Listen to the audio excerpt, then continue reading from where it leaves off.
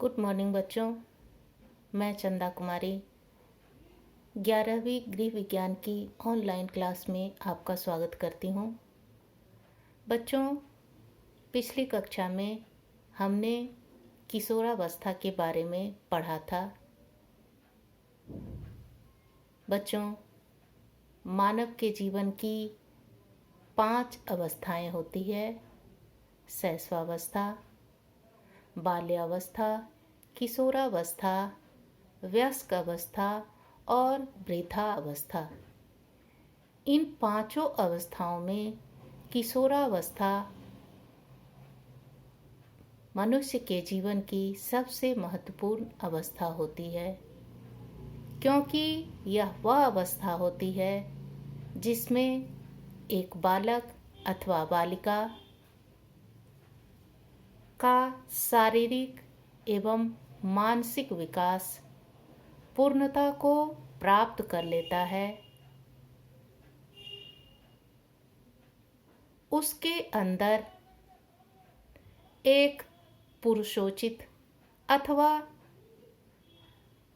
नारी के संपूर्ण गुण विकसित हो जाते हैं। इतना ही नहीं, यह वह अवस्था होती है जिसमें वह अपने आप को सामाजिक रूप से भी स्वयं को समाज का एक महत्वपूर्ण सदस्य के रूप में स्थापित करने की कोशिश करता है, समाज के साथ सामंजस्य बैठाने की कोशिश करता है। इस अवस्था में एक बालक अथवा बालिका के शरीर में तीव्र गति से शारीरिक विकास होते हैं। अचानक से होने वाले इन परिवर्तनों के कारण एक बालक अथवा बालिका अपने आप को बहुत सारी समस्याओं से घिरा हुआ पाते हैं। इन अचानक से होने वाले शारीरिक परिवर्तन का उनके मन मस्तिष्क पर भी गहरा प्रभाव पड़ता है, जिसके कारण वे संवेगात्मक रूप से भी अपने आप को अस्थिर पाते हैं। उनके अंदर इन परिवर्तनों का कारण और उसका निराकरण क्या है, अथवा इन परिवर्तनों का उनके शरीर पर क्या प्रभाव पड़ेगा, ऐसी बहुत सारी समस्याओं को लेकर विचार मंथन चलते रहते हैं। और ऐसे में यदि उसका सही जवाब उन्हें नहीं मिलता है तो कभी कभी ये युवा अथवा युवती गलत राह पर भी चले जाते हैं। इसलिए इस अवस्था में माता पिता, शिक्षक को चाहिए कि उन बच्चों का सही मार्गदर्शन करें, उनके शारीरिक परिवर्तनों के बारे में उन्हें पूरी जानकारी दे और उन्हें यह बताएं कि यह एक स्वाभाविक प्रक्रिया है और इसका कोई नुकसान नहीं होगा। ये सभी के साथ होता है, अर्थात प्रत्येक व्यक्ति को विकास की इस अवस्था से गुजरना पड़ता है। बच्चों,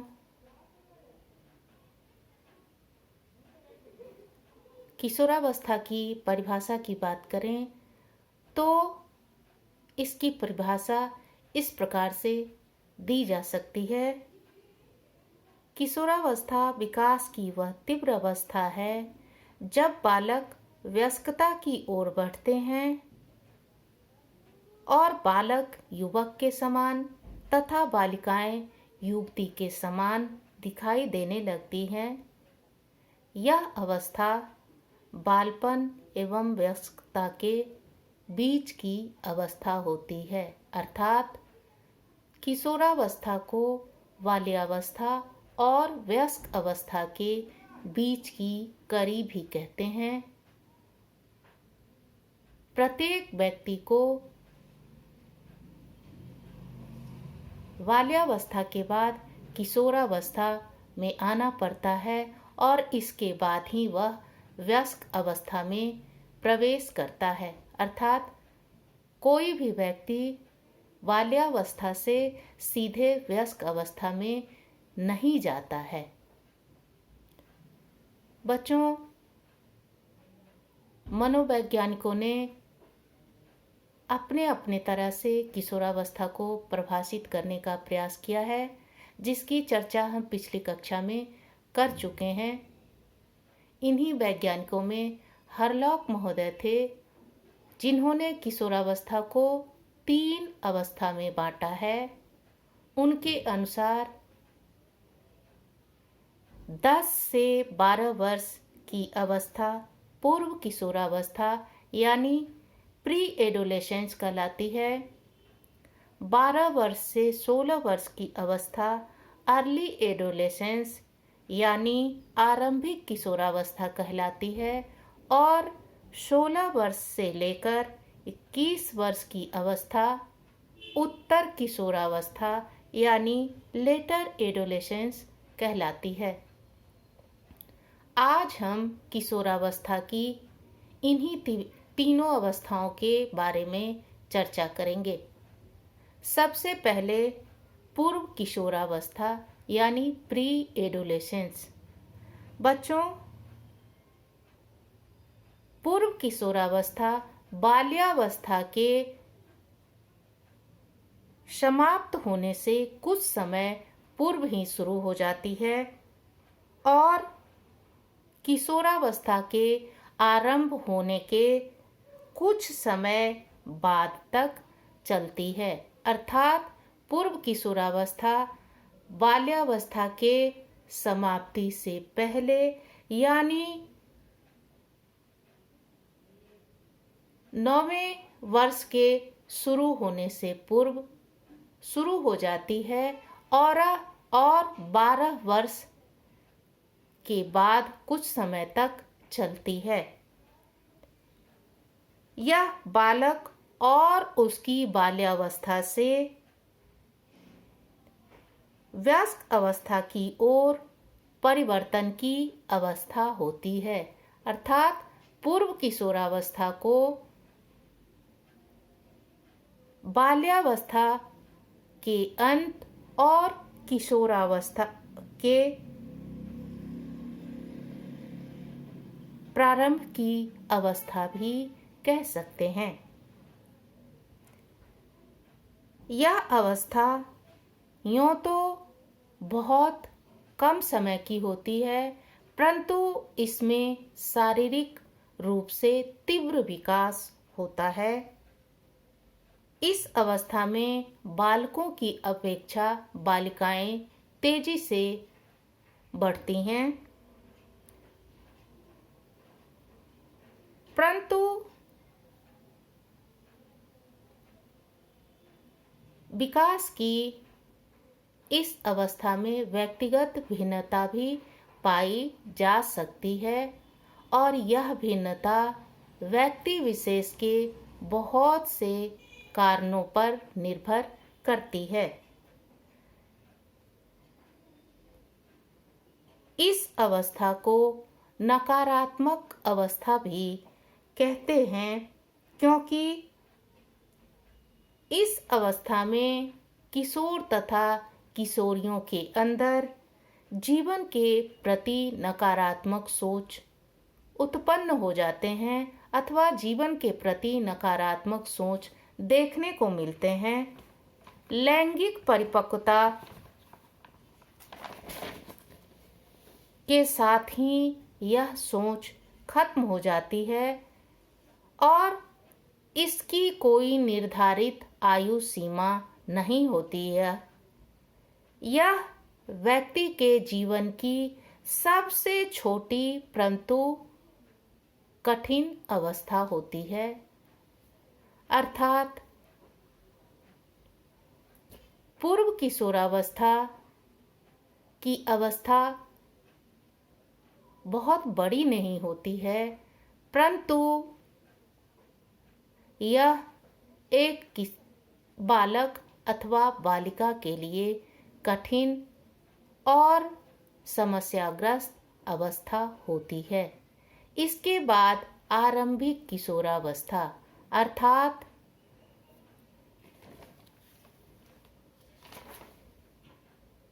अर्ली एडोलेसेंस, जैसा कि हम पहले ही पढ़ चुके हैं कि आरंभिक किशोरावस्था की अवधि 12 से 16 वर्ष की होती है।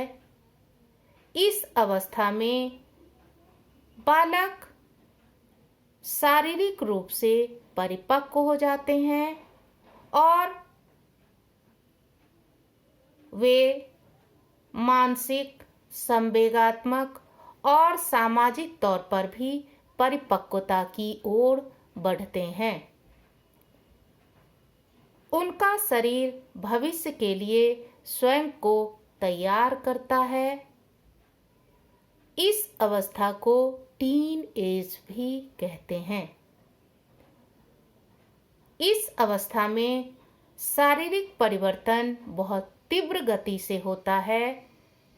इन परिवर्तनों का किशोर तथा किशोरियों के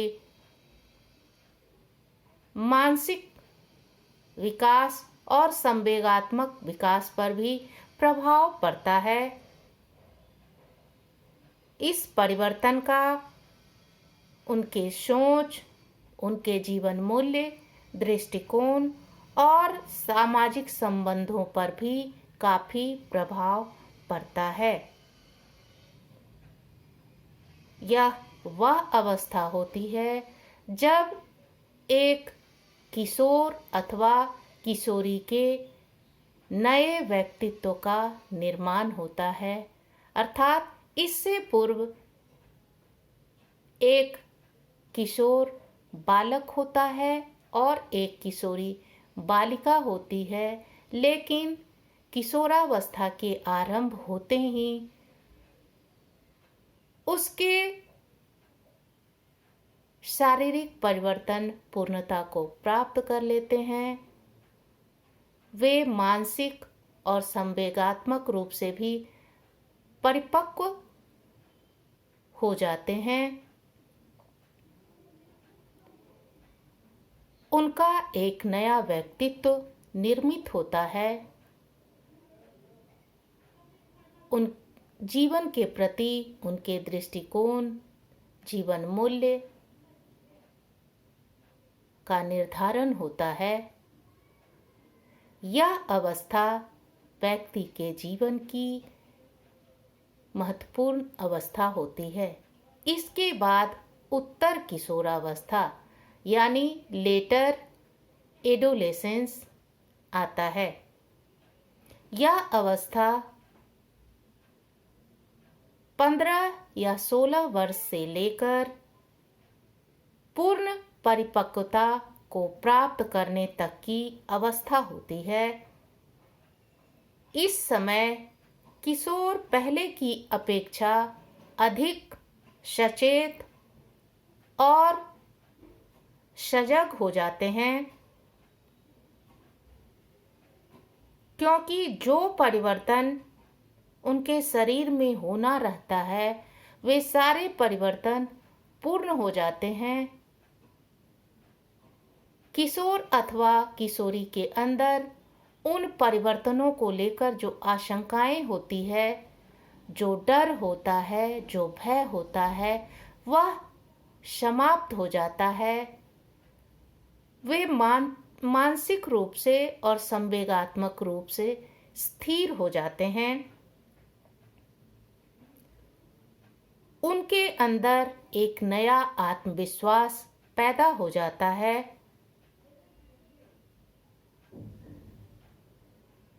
इस अवस्था में एक किशोर अथवा किशोरी जो मानसिकता अथवा विचार शैली निर्धारित कर लेता है, वही मानसिकता और विचारधारा जीवन पर्यंत उसके साथ चलती है। यह अवस्था यौन परिपक्वता की अवस्था भी होती है, अर्थात इस अवस्था में किशोर अथवा किशोरी के यौन अंगों का पूर्ण रूप से विकास हो जाता है।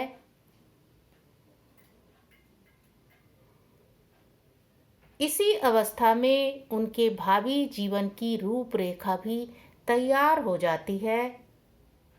उनके अंदर यह भाव पैदा हो जाता है कि वह अब बड़े हो गए हैं और अपना निर्णय स्वयं ले सकते हैं।